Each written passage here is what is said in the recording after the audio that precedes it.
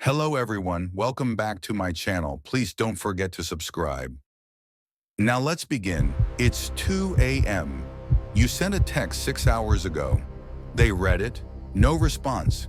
Now you're spiraling through 47 different scenarios about why they hate you. Sound familiar? Welcome to the Overthinking Club.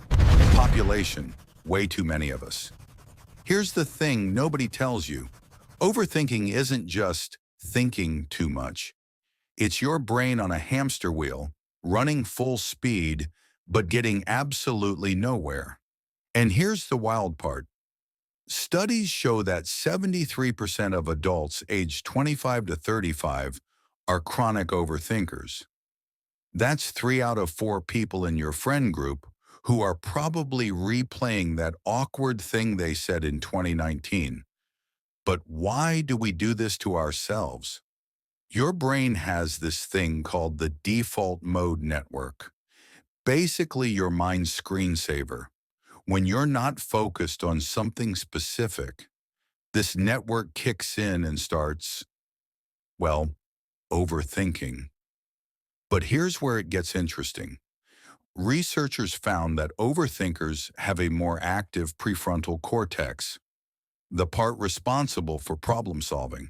So technically, you're not broken. Your brain is just really good at its job. Too good, actually. Think of it like having a smoke detector that goes off when you make toast.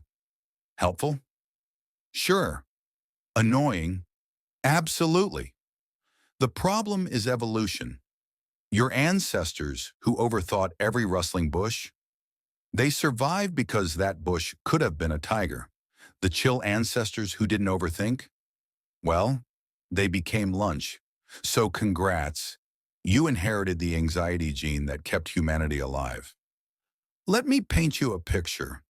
You're about to fall asleep, and suddenly your brain goes, remember that presentation you gave last Tuesday? Let's replay every awkward pause in 4K resolution. This is called rumination, and it's like Netflix autoplay for your worst moments. Or there's my personal favorite, the what-if spiral. What if I fail? What if they're mad? What if I said the wrong thing? What if that weird noise my car made means it's going to explode? Here's a real study from the University of Michigan. Overthinkers spend an average of 4.5 hours per day stuck in thought loops. That's 1,642 hours a year. You could learn 3 languages with that time, or finally start that side hustle, or, just sleep. And the kicker? 85% of the things we worry about never actually happen. And for the 15% that do, we handle them way better than we thought we would. But overthinking isn't just annoying, it's actually harmful. When you're stuck in analysis paralysis, your body releases cortisol, the stress hormone. Constant cortisol, that leads to weakened immune system insomnia, which gives you more time to overthink, cruel irony, difficulty making even simple decisions, and something called decision fatigue. I once watched my roommate spend 45 minutes deciding which Netflix show to watch. By the time he chose, he was too tired to watch it. That's overthinking in action. Plus, there's the relationship damage. When you overthink every text, every conversation, every interaction, you're not present. You're in your head writing fan fiction about what people might be thinking instead of just living. Okay, so how do we fix this? Here's what actually works. The 90-second rule. When an overthinking spiral starts, set a timer for 90 seconds. That's how long it takes for an emotional wave to pass through your body if you don't feed it with more thoughts. Just observe it. Don't engage. The 5-5-5 method. Will this matter in 5 minutes, 5 months, 5 years? If the answer is no to all 3, it's not worth the mental energy. The brain dump. Keep a worry journal. When thoughts spiral, write them down. Get them out of your head and onto paper. Studies show this reduces rumination by 40% because your brain stops trying to remember to worry about things. The action bias. Overthinkers are great at planning, but terrible at doing. Set a rule.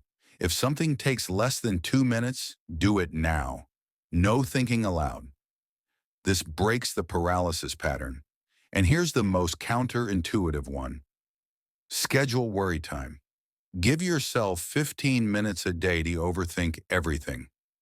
When worries pop up outside that time, tell your brain, not now. We have an appointment at 7 p.m. It sounds ridiculous, but it works because it gives your brain boundaries. Here's what changed everything for me. I stopped trying to stop overthinking. Instead, I redirected it. Overthinkers make incredible researchers, writers, problem solvers, and strategists. The goal isn't to turn off your brain, it's to aim it at something productive. That 2 a.m. energy spiraling about a text, channel it into that creative project you've been putting off. That what-if anxiety, use it for contingency planning in your actual goals. Your superpower isn't broken, it's just untrained. And remember this, the person who hasn't texted you back, they're probably overthinking their response too, or they're just busy. Most of the time, it really is that simple. 4:45 to 5. Outrow. Look, you're not going to stop overthinking overnight. Your brain has been practicing this skill your entire life, but you can get better at catching yourself, redirecting the energy, and giving yourself permission to just exist without analyzing every breath. If this video called you out, you're not alone. Drop a comment with your most ridiculous overthinking moment. Let's normalize the chaos together. And hey, maybe watching this video till the end means you're already taking the first step. Now stop overthinking whether you should like and subscribe. Just do it. See you in the next one.